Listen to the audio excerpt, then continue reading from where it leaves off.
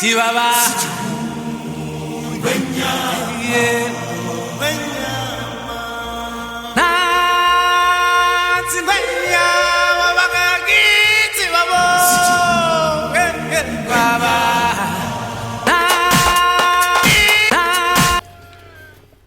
Hey, how's it going, YouTube? Here I'm at Walmart. I'm in the parking lot. I've been sitting here for like 30 minutes, and I just kind of want to talk to you guys about something. Where was I going with this? I was going to talk to you about the millennials as a whole. I am a millennial. It was like a really weird thought, you know. I talked to a lot of my friends, and shaky. I talked to a lot of my friends, and they're telling me that, you know, they're depressed all the time. They're anxious. They just kind of feel like they're caught like in an in-between period of the world.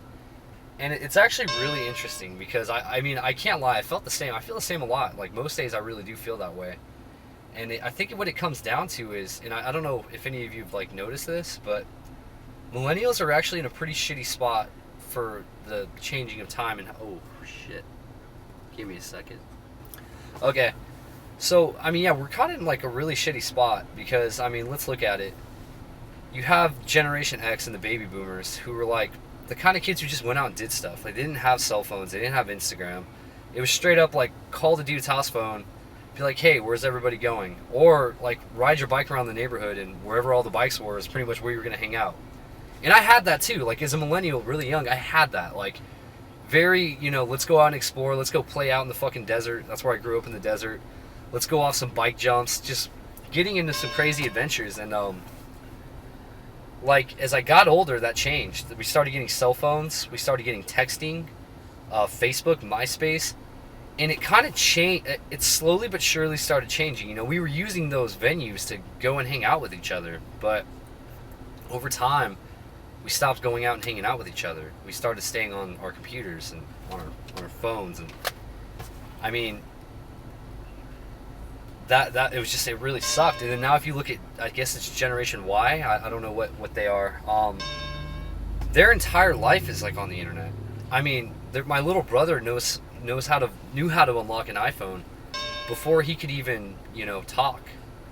Isn't that crazy? Like they knew how to use the technology that we learned to use when we were like in middle school before they could talk.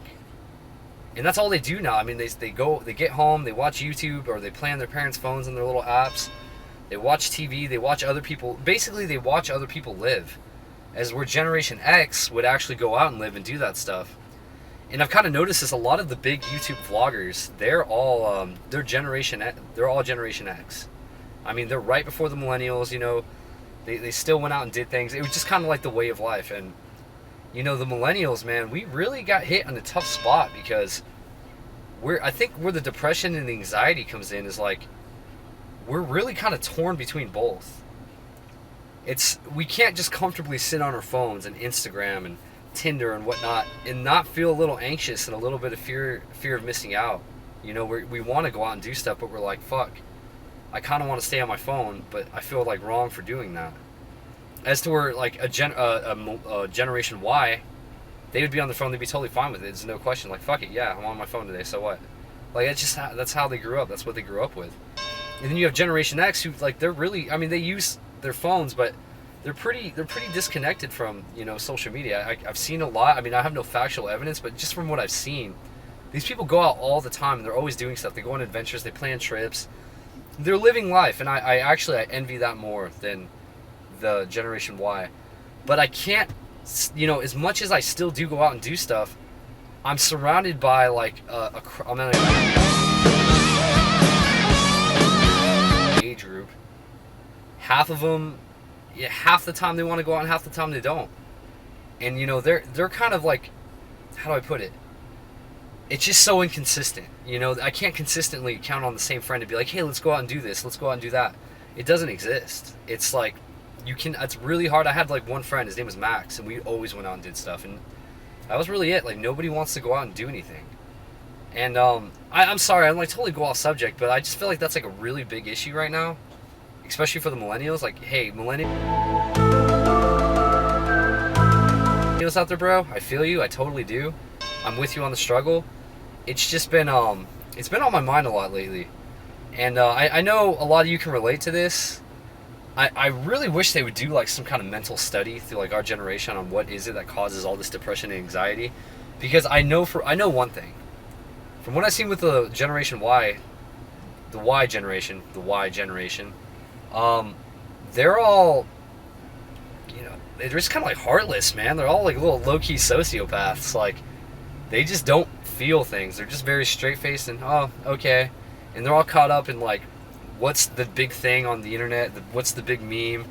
That's basically, they sit around all day and they shoot memes at each other, you know? And then that's their whole culture. And they're totally shameless about it, which is cool. I mean, as long as you're happy, fine. I kind of envy that. But, you know, where was I going with this? I'm losing my mind. I'm literally losing my mind right now. The Y generation, they're very shameless about staying on the social media all day and going on Instagram and just the Tinder hookup lifestyle.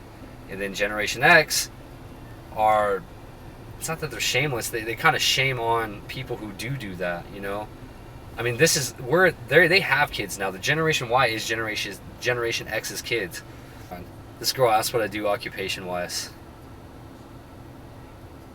And like, I asked her out on a date, she says, what do I do occupation-wise? I am a professional fluffer. If you don't know what a fluffer is, it's the person that gets the guy hard on porn movies. I think.